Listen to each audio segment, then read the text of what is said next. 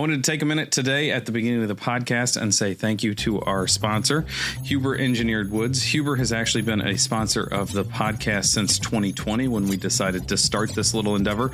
Without our sponsors, this content is probably not something that happens. But I think the best part about having Huber as a partner on this is it's an incredibly authentic alignment. Peter, Steve, and I all use Huber Woods. I've been using Advantech Subfloor for coming on probably 21 years now. I've been using Zip System and Zip System with the insulation on the back, the Zip R, since 2013. It's a system that I believe in. That systems approach where things play well together. They have design parameters that allow you to use their system for what you're working on. It works. Their tech support's there. Their knowledge is there. I've never had an issue with their product, and it's a great thing that they've decided to sponsor the podcast. So thank you, Huber Engineered Woods. Welcome to the Unbuilt It podcast. I'm your host, Pete Yost. Host Pete Yost. I like that. Here with good You're buddy. a poet and didn't even know it. Very close to it. With my buddy, the co-poet and co-pilot, Steve Basic, and Jake Howdy. Hello. So you guys and gals are submitting a lot of questions, and that's a great thing because they're always good questions. I mean, what did we get last month? I think we got like 10,468. Yeah, they're blistering. I have to buy more electrons in my house when these come through. Pete answers all of them, and sometimes he just answers yes. Yeah. I mean, sometimes the answer is just yes. No, Or it depends. I have a Depends. automatic plug for all building science questions. It depends or yes. So that's the way to do it. So here's the first question for today. Hey, Unbuilt It podcast. I have a 1900s historic home that has lap siding over tongue and groove sheathing. Due to extensive storm damage, I'm getting all of my siding and sheathing replaced and have the opportunity to add exterior insulation and modern sheathing. With all the talk of vapor barrier replacement, I don't want to make the mistake of installing an assembly that causes rot and mold from condensation. One wall runs the full height of the two-story house with plenty of rain exposure, and I'm in climate zone 5, Indianapolis. What would you recommend as an assembly? For reference, I was thinking zip sheathing, rigid exterior insulation, furring strips, then siding. Thank you for spreading your knowledge. It makes it sound like we're almost viral. So I think we're being asked to spec a wall assembly for climate zone 5. And we're going to assume that this house is probably old enough, the way he describes it, that it's a 2x4 wall then probably. Historic Maybe a 2x6. 1900s. Yeah. I'll bet you it's rough cut 2x4, or let's say that it is. Well, I hate to just be like, I have the same solution the way that we design houses, Steve, but if we're talking about adding exterior insulation and we're talking about zip, why wouldn't we just be talking about zip R and making one trip around the building? Does make it easier. Well, while I agree, let's just play devil's advocate and see what we come up with and say, yeah, our preference would be to use zip R because we like the configuration of that assembly. So for reference, he was saying zip sheathing, rigid exterior insulation, which would be, I assume this is in order, right? So zip sheathing for structural and then interior to that rigid exterior insulation. No, Exterior. This is the opposite. We're going from zip sheathing with rigid on the outside of that, furring strips, then siding. Okay. So the first question that comes up to me with this, and we get this all the time, is, wait a minute. I thought that we put the exterior insulation to the outside of the sheathing so that we warmed the structural sheathing with the exterior insulation. And essentially, the question here is, isn't zip R backwards, right? It is. So what are we trying to protect? We're trying to protect the sheathing almost always. And so if we put the sheathing to the exterior of the rigid insulation and it has good drying potential to the exterior, even though it's colder, right, we're going to keep it drier. It's true that putting the exterior insulation to the outside warms that, but then your first condensing surface, if the insulation is exterior to the sheathing, is the sheathing. With zip R, the first condensing surface is the interior surface of the rigid insulation. And so that's the difference between the two systems. It's basically getting what you need in terms of control layers, but with a different configuration of the wall. So let's start off by saying in both these systems, it's going to have a continuous air control layer on the outside. Doesn't matter whether you do it with zip R or whether you do it with exterior rigid insulation. Or it could be the regular zip. Could be the regular zip. Yep. And me jumping to, well, we're going to do zip R. We do have to know what the interior of the walls are. If it's super old and it's in my market, that plaster's kind of falling apart, and they've already put vinyl wallpaper up to hold the plaster together. There's even vinyl wallpaper on the ceiling to hold the plaster together. You know what I mean? Like, there are obviously a whole host of other things that we have to be concerned with and we have to worry about. But if we just have gypsum wallboard on the inside and we have that option, then we can look at doing a non-vapor permeable insulation on the outside. But we have a whole host of things that we can screw to the outside of a zip sheathing, right? Mm-hmm. It's interesting, too, that it's always difficult to spec a full assembly when we don't know what the full assembly is. So if this is 1900s home and they're not stripping it from the inside, it's almost certainly plaster in Indianapolis. And then the question becomes, what have they done to the inside face to change the way that works? In the Northeast, when the plaster fails, we don't generally see vinyl siding.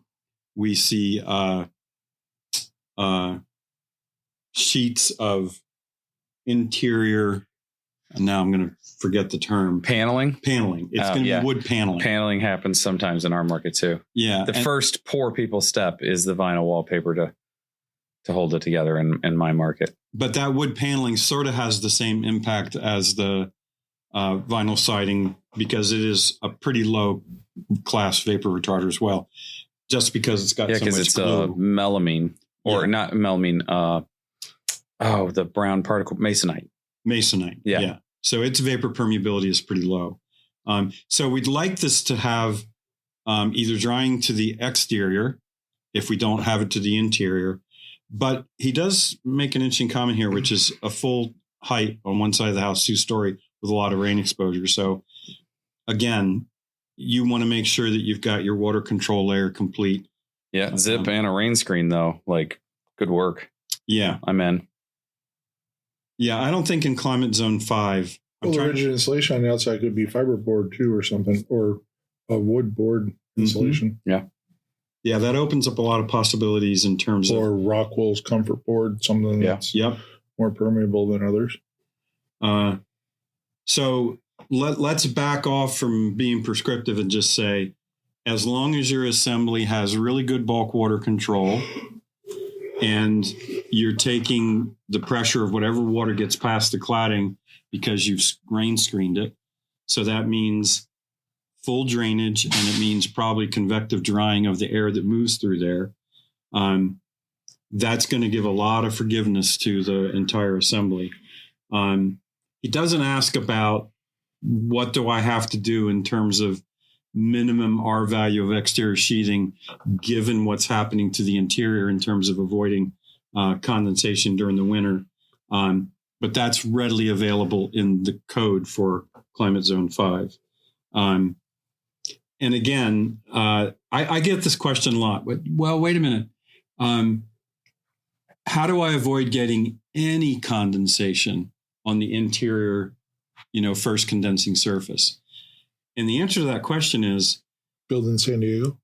Exactly. In other words, if you're in a cold climate, you are at some point during an hour during the winter probably going to get some condensation on the first condensing surface. Yep. What the code says is take the 3 coldest months, and do an average. That average doesn't mean you're going to avoid all condensation. It just means that you're going to have a small amount of potential condensation that's not going to be a worry bead in your pocket. Yeah. Um, Rate. Does it have more drying than it has more wetting? That's the only thing we're worried about, right? the other thing too is that when you do a dew point calculation, you're making assumptions about what the interior relative humidity is in the house, because that affects what happens in terms of condensation too. So you're basically trying to pick some conditions that are either average or pretty severe so that you avoid significant condensation on that surface. The thing he doesn't ask about that I'd be curious is, where do you put the window in that? And what kind of window is it? Yeah. What, are you attaching it to the zip? Are you attaching it to the rigid insulation? What type of rigid insulation? Where's the drainage plane? All of those things. That's really important, because you could do a great job with configuring the opaque wall. And yeah, but the minute you cut a hole in it, you're done. My guess is because it's storm damage to the siding, he's not moving the windows. And so he's leaving the windows where they're at. And so he's going to put zip over the window flange? It sounds like he's going to replace the cladding or the current sheathing with zip, and then he's going to push insulation outboard of that, which is going to be easier than putting zip bar But on. you could put the window on top of the zip, or you could put it on top of the insulation. Well, I was working on a project in northern Vermont where she was trying to make a decision about whether to replace the windows as part of completely redoing her cladding system. And I said, we're going to have to pull the windows anyway, because the windows are improperly flashed. You're going to spend all this money, and you're right, we'll get the opaque wall right, but we won't get the windows right. And so she said, yeah, but now you've moved from replacing the exterior cladding to taking my whole wall apart and putting in new windows. And I said, I don't know what to tell you. I moved to doing it the right way.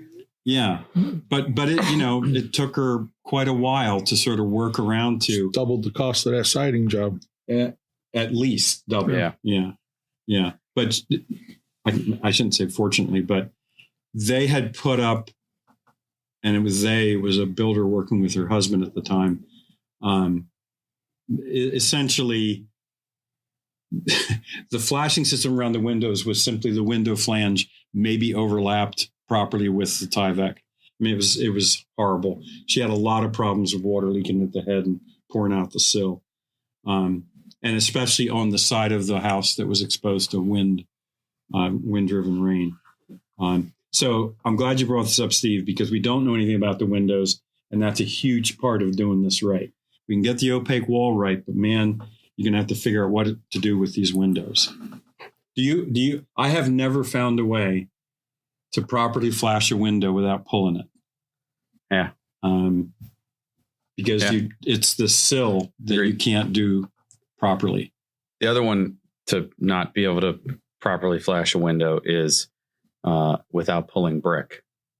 Like when people are like, oh, I want to replace windows. I had clients in the last 2 years, the whole house is brick. And they're like, we want to do replacement windows. We already have a bid from this other contractor, but we're not sure about his quality of work. And I said, well, did he bid pulling brick? And they're like, no. And I said, well, then he's not planning on doing the windows in a way that he can ensure water tightness. And they're like, what do you mean? And I was like, he's planning on caulking them to the brick. Exactly. Yeah. And they were like, oh, well, and I explained it, and they were like, oh, well, we certainly don't want to do it the way he's planning on doing it. And then I gave him a bid, and they were like, we're going to go with the other guy.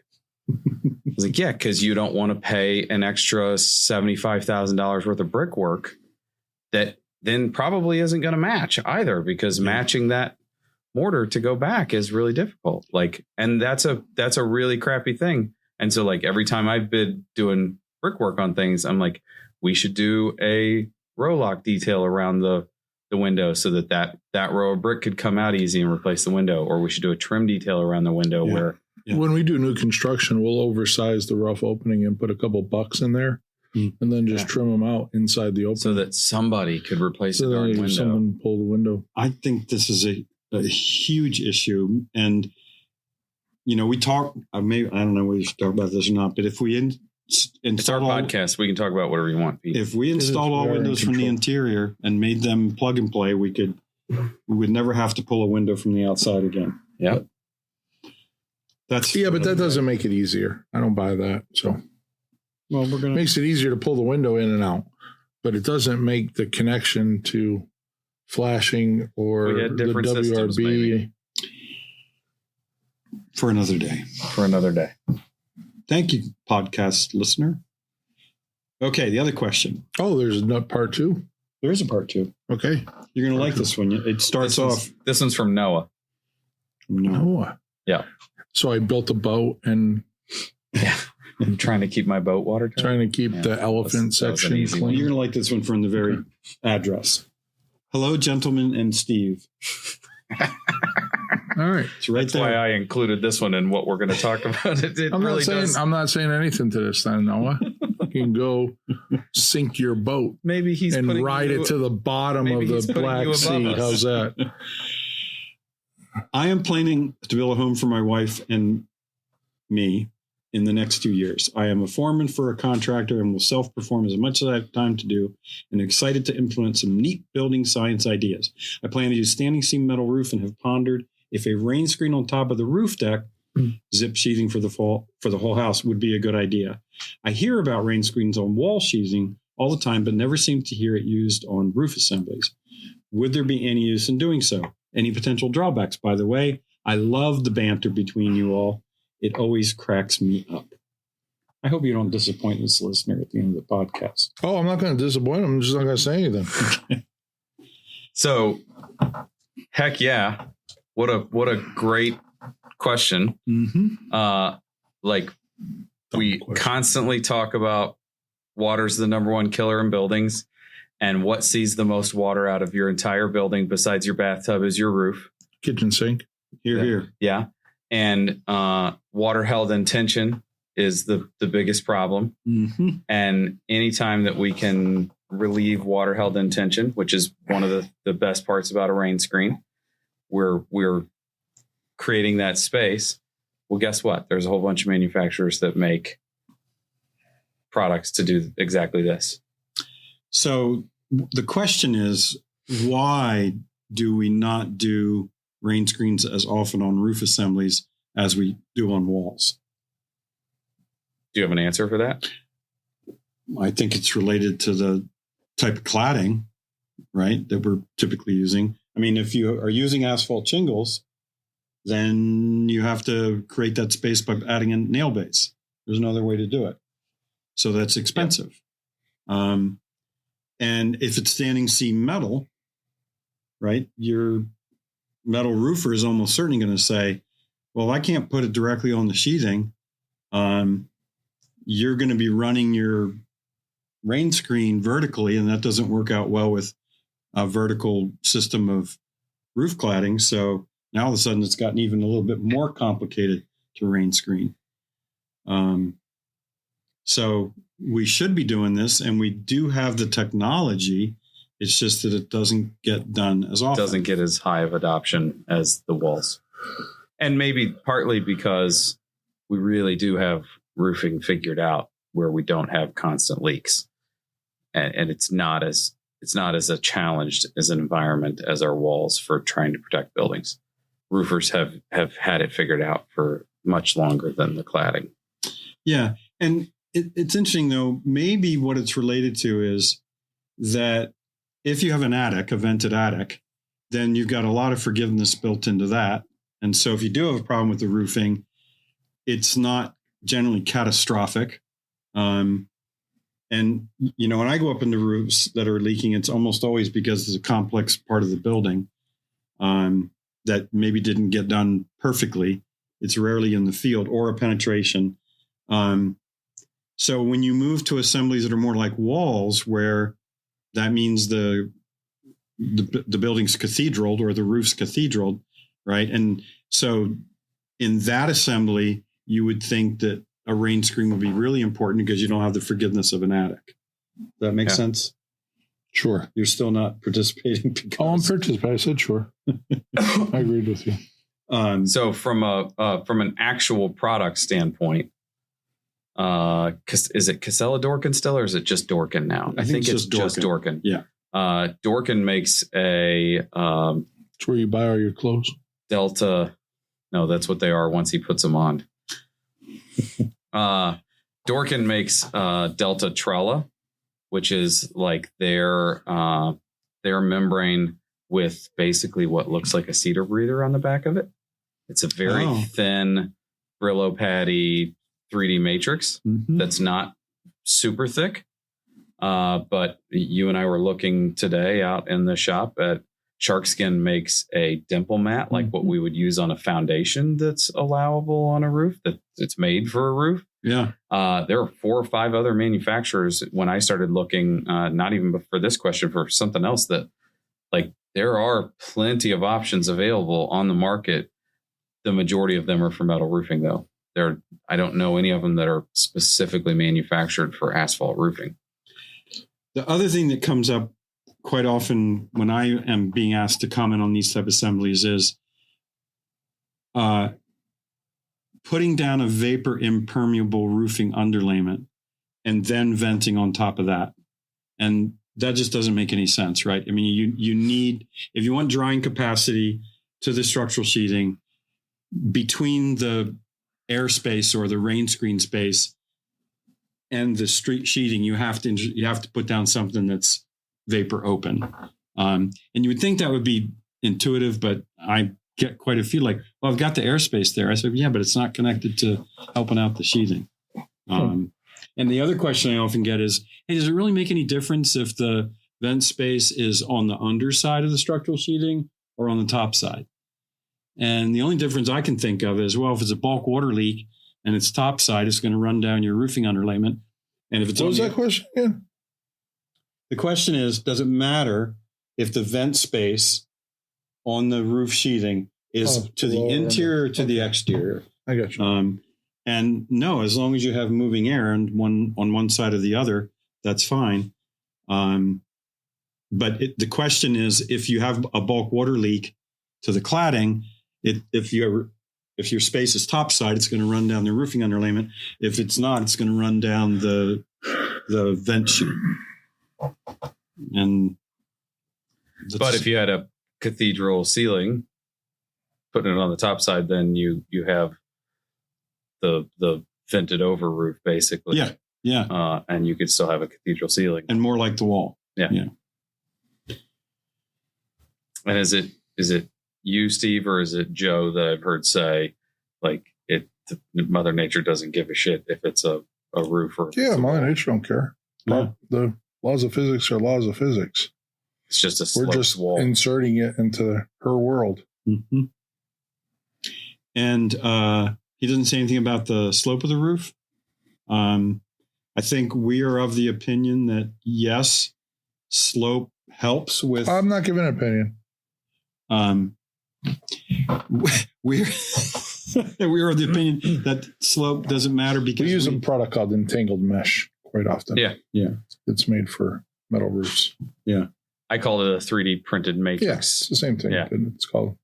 Yeah. And there are some metal roofing products. I mean, that you use cedar breather. You can put cedar breather underneath a metal roof. Yep. Yeah. It works. Like, I don't know if it's more than just zinc. Zinc doesn't allow you to do full contact with the substrate because any water held in tension on the backside can cause corrosion or it's galvanization or whatever the product. I don't know what the process is. Yeah. But this is pretty timely too, because I'm publishing right now on Build Show Network a series called What Should I Use? And Pete and I just recorded recorded an episode on What Should I Use Roofing. And we talked about these products as well. So you can go and check that out. It publishes very soon. Noah has been helped immensely times 3, I think here. And does it matter what the climate is? No, you still need to weather protect and promote drying regardless of the climate pretty much. So what about direction that the roof faces? Orientation. Do we have any challenges there? Haven't you shown that we might get bypass on the ridge? You mean in terms of fog testing and so on? Like the venting? What I found in that wing nut testing is that there's 3 things that move air if you're trying to use air to dry things. Either a mechanical fan, it's not an option in that vent space, the wind, and then stack effect. And the stack effect is driven most by how much energy that roof surface sees. So From the sun. And so if that roof heats up at all, air just goes roaring from high to low, soffit to ridge. And if the roof is cold on the other side, the fog runs up the roof and sometimes goes out the ridge vent, but quite often rolls down the other side. And so the question is, well, is that a good or a bad thing? It's still air movement. It doesn't matter. It doesn't matter which direction it's going. Going out the ridge is no different than going out the other side. It's still passing through. And I was shocked that that fog got up, and some of it did go out the vent, but a lot of it just rolled down and ended up coming out the other soffit. It's still airflow. And you know what's going to happen is, as the sun goes across from south, the south face to the north face, or east to west, in the afternoon, the exact opposite is going to happen. It's going to run up the west side and down the east. So as long as you get air Be a movement, downeaster. a downeaster. I think you just invented a new weather term. Are you a meteorologist? No. In your spare time? I'm just here to separate the wheat from chaff. So I think we've done enough damage for episode No, I still got more damage. 94. I got more damage. You do? Yeah. I had to get rid of my rooster. We had a rooster. He said every morning, bug the hell out of the neighbors. So I had to get rid of him. So I bought a duck instead. So he can run around the backyard. So now I wake up at the quack of dawn. Okay. Do you want to try a different one instead? No, I like that one. The quack of dawn. The quack of dawn. We're going to introduce a poll so that people can I think you're register the strength. I think you're setting yourself up for some immense disappointment. My wife would say, yeah, no big surprise. Set myself up for disappointment. If you want to get on the air, you can. Yeah, Pete's going to point at me because he doesn't know the email address still. Questions at Unbuild It Podcast. Thank you for sending in your questions. Pete's right. They really are great content. We do enjoy getting the content. Pete answers them in a timely fashion, even though it might take us 6 months or a year to find time to answer them on the podcast. In this format, you do get a quick answer most of the time.